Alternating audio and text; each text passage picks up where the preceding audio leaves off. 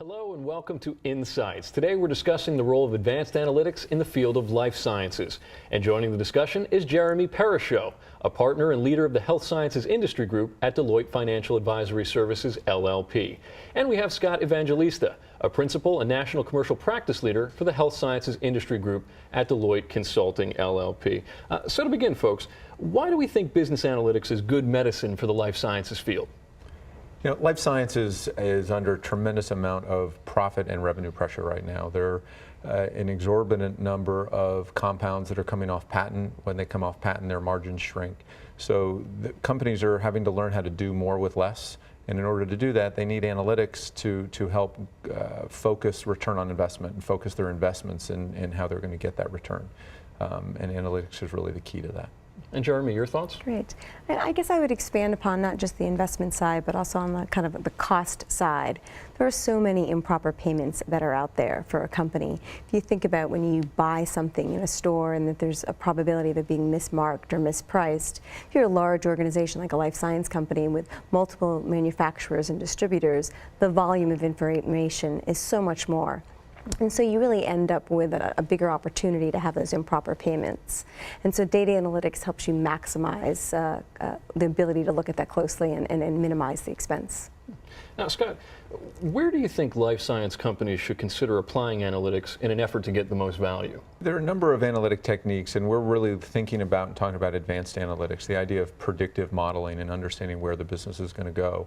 Specifically, they should be looking at optimization techniques to, again, balance the resource invested. You know, today and historically, companies have deployed their most expensive marketing resource in Salesforce, and they deploy that fairly uniformly across the country. The fact is that physicians react differently to different inputs, and it's important to focus the sales reps, the most important and the biggest expense, in the area that will do the greatest good. And you don't need them evenly spread throughout the U.S. And today, that's how it's been done. Advanced analytics gives us the ability to focus those investments very narrowly around specific parts of the country, where, quite honestly, we'll get the greatest return for the investments that are made. Now, for my next question, I want to start with you, Jeremy, and then we can head over to you, Scott. And that is, what are some of the challenges that life science companies are facing right now? You know, I think as Scott mentioned earlier, there's obviously the patent cliffs. And so with that, it needs to kind of contain and maximize both value and kind of contain cost. And so when you look at the analytics, it's really important to have, you know, management and upper management embracing what you can do with those analytics. Scott? I'd have to underscore that. The companies that I'm working with who are really moving the needle with analytics and moving their business are doing so because leadership has decided that they're going to get into fact-based decision making. Marketing is a science, it's not an art, and analytics supports the sort of scientific look at how to do their business, and its leadership is everything there. My last question is about transparency, and there's been an awful lot of coverage about healthcare fraud and the need for transparency, especially around aggregate spend. Can business analytics help there, Jeremy? Oh, without a doubt. You know, if you think about it, transparency just results in more data being available. And so when data is available, you have to understand your audience and you have to know your data. And your audience can be government, and it can be government enforcement. And with the desire and need of the government to really focus on the budget, one of the big drivers for increasing revenue from a budget perspective is enforcement.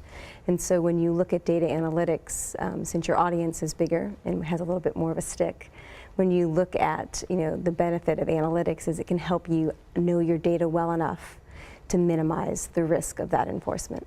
Scott, any final thoughts on transparency? Yeah, you know, I think that another technique in signal detection, and really what Jeremy is referring to, is the ability to detect a problem before it becomes a problem, and to know within the spending that you're doing and how you're doing it, if you can pick up things that you think seem off, or you think that the government or anybody may look askance at, your ability to remediate that in advance of a problem developing saves a tremendous amount of money. So the analytics applied to that data can be a significant insurance policy, if you will. So they stop problems before they start.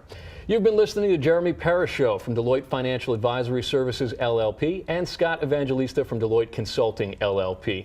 If you'd like to learn more about Jeremy, Scott, or any of the topics we discussed on this broadcast, you can find them and many more on our website. It's www.deloitte.com/US/podcasts. For all the good folks here at Insights, I'm Sean O'Grady. We'll see you next time.